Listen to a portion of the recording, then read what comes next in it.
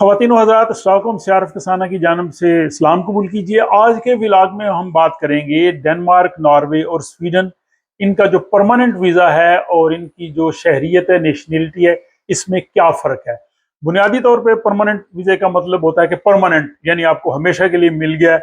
तो क्या वाकया ही परमानेंट वीज़ा परमानेंट ही होता है? और फिर परमानेंट वीज़े में और नेशनलिटी में, हकूक में और बाकी चीज़ों में क्या फ़र्क है? तो सबसे पहले अब हम चलते हैं जनाब स्वीडन की जानब। स्वीडन में अगर आपके पास रेजिडेंस परमिट है और इसके बाद एक मखसूस मुद्दत है, मुख्तलिफ केसेस में थोड़ा फ़र्क है, उसके बाद आप परमानेंट रेजिडेंस के लिए अप्लाई कर सकते हैं।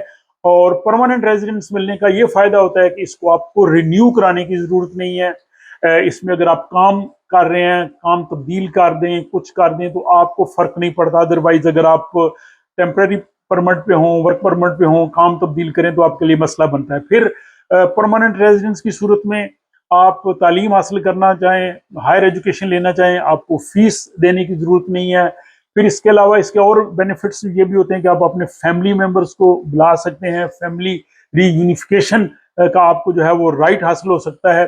लेकिन जो परमानेंट जिसको हम कहते हैं रेजिडेंस, ये हकीकत में परमानेंट उस तरह से ये नहीं होती कि ये इनडेफिनेट है। अगर आप 2 साल से ज्यादा स्वीडन से बाहर रहें और आप माइग्रेशन बोर्ड को ना बताएं, तो आपका ये जो परमानेंट रेजिडेंस है, वीजा है, ये खत्म हो सकता है। इसके अलावा अगर आप कोई जुर्म वगैरह करें तो परमानेंट रेजिडेंस की सूरत में वो आपको डिपोर्ट भी कर सकते हैं।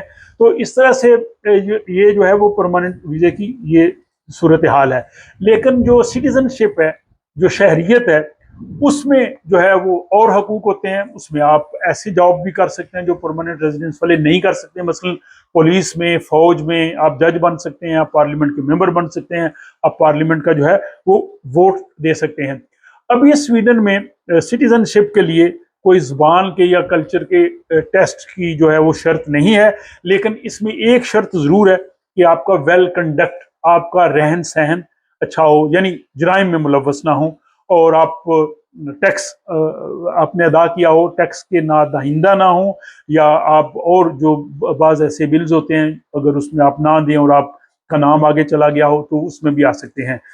उसके बाद यह है कि स्वीडन में जो है वो दोहरी शहरियत का कानून है। अगर आप दो मुल्कों की शहरियत रखना चाहते हैं तो आप रख सकते हैं। जैसे पाकिस्तान के लोग हैं, आप डुअल नेशनलिटी रख सकते हैं, लेकिन इंडिया के लोग जो है वो डुअल नेशनलिटी नहीं रख सकते। अगर उन्होंने स्वीडिश नेशनलिटी लेनी है तो उनको जाके अपनी एम्बेसी में अपना पासपोर्ट उनको सरेंडर करना होता है। इसके बाद हम बात करते हैं हम जनाब डेनमार्क की। तो डेनमार्क में भी जो गैर मुल्की शहरियत के लोग हैं, अगर उनको रहने की इजाज़त हो तो उसके बाद उनको जो है वो परमानेंट रेजिडेंस जो है वो मिल जाती है। ईयू के जो शहरी हैं, अगर उन्होंने 3 महीने से ज़्यादा रहना है तो उनको वहाँ पे आर्जी परमिट के लिए जो है वो अप्लाई करना पड़ता है। और इस तरह से जो तलबा या बिजनेस वाले लोग हैं वो भी ये अप्लाई कर सकते हैं। लेकिन अगर ईयू के बाहर से कोई डेनमार्क आना चाहे तो उसको आने से पहले जो है वो ये अप्लाई करना पड़ता है। उसके बाद ये है कि नॉर्डिक ममालिक के जो शहरी हैं वो तो ज़ाहिर मतलब आज़ादाना यहाँ पे आ सकते हैं, रह सकते हैं। डेनमार्क में भी ये है कि अगर 2 साल से ज़्यादा अरसा अगर कोई डेनमार्क से बाहर रहेगा, उसका परमानेंट रेजिडेंस होगी, तो वो ख़त्म हो जाएगी।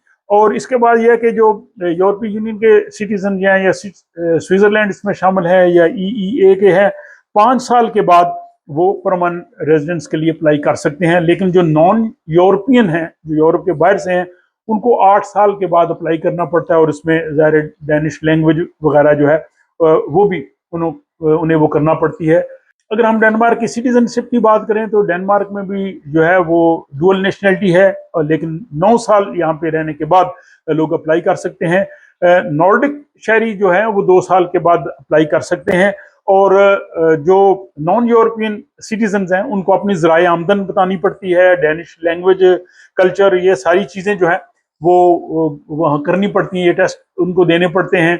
इसका उनको जो है वो सबूत देना पड़ता है। और इसके अलावा वहाँ पे जब सिटीजनशिप होती है तो म्यूनसिपल जो है वो कॉन्स्टिट्यूशन सेरेमनी होती है, उसमें उनको जाना होता है।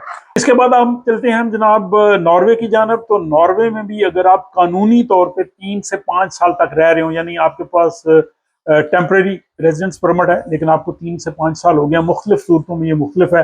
तो इसके बाद आपको परमानेंट रेजिडेंस के लिए आप अप्लाई कर सकते हैं, लेकिन इसमें शर्त यह है कि आपने कोई यहाँ पे जुर्म ना किया हो, पुलिस रिकॉर्ड में आपका नाम ना हो, या आप नफ्सियाती इलाज आपका ना हो रहा हो, साइकियाट्रिक ट्रीटमेंट जो है वो ना हो रहा। ये बड़ी इंपॉर्टेंट शर्त मैंने यहाँ देखी है। ये गालिबन डेनमार्क में और स्वीडन में तो ऐसी नहीं है। अब साथ आपको नॉर्वेजियन ज़ुबान और यहाँ के समाज के हवाले से भी इन चीज़ों का इल्म होना चाहिए, और इसके बाद आप यूडीआई पे जो है वो अप्लाई कर सकते हैं। इसके बाद ये है कि जनाब जो 18 से 67 साल के लोग हैं उनको अपनी इनकम शो करना पड़ती है, जो 2,96,550 नॉर्वेजियन क्रोन है 12 माह में। और इसके बाद अगर आपको जब यहाँ की परमानेंट रेजिडेंटशिप मिल जाएगी तो फिर जो नॉर्वे की लाजमी इंश्योरेंस स्कीम है, यानी उसमें आ जाते हैं हेल्थ सर्विसेज, जो फैसिलिटीज़ वहाँ के बाकी लोगों को मिलती हैं वो भी आपको मिल सकती हैं। शहरियत के लिए यह है कि जब आपके पास ये वीज़ा है तो गुज़श्ता 10 सालों में आपने 7 साल कम से कम आपको नॉर्वे में रहते हुए हो जाए तो आप दरख्वास्त दे सकते हैं। जो परमानेंट रेजिडेंस की दरख्वास्त है नॉर्वे में, उसकी फ़ीस 6,700 नॉर्वेजियन क्रोन है, लेकिन 18 साल से छोटे जो बच्चे हैं, लोग हैं, उनको फीस देने की ज़रूरत नहीं है। डेनमार्क की तरह और स्वीडन की तरह नॉर्वे में भी दोहरी शहरियत है, आप दोहरी शहरियत रख सकते हैं, और आपको शहरियत के लिए नॉर्वे की ज़ुबान का, कल्चर का जो है वो टेस्ट वगैरह सारा देना पड़ता है, पुलिस रिकॉर्ड वगैरह भी आपको चेक करते हैं, और इसके बाद आप नॉर्वे के शहरी बन जाते हैं। तो नॉर्वे, डेनमार्क और स्वीडन, ये तीनों मुल्क जो हैं ऐसे हैं कि इनके जो पासपोर्ट हैं पूरी दुनिया में ताकतवर तरीन पासपोर्ट्स में शुमार होते हैं। अमूमी तौर पर ये तीनों मुल्कों के जो पासपोर्ट हैं ये पहली 4-5 पोजीशंस पे जो है वो आते हैं।